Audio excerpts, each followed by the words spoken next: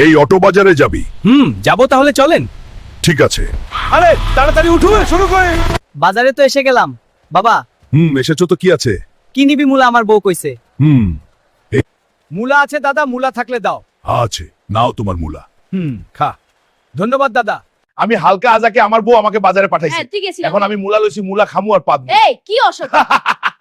বন্ধুরা, মূলা খেতে খেতে পেটে গ্যাস ভরে গেছে। বন্ধুরা আমাকে সাহায্য করো, লাইক সাবস্ক্রাইবার্স করো। তুমি ঘর থেকে বের হও, তুমি শুধু মুলা খাও আর পাদো। আচ্ছা চলে যাচ্ছি।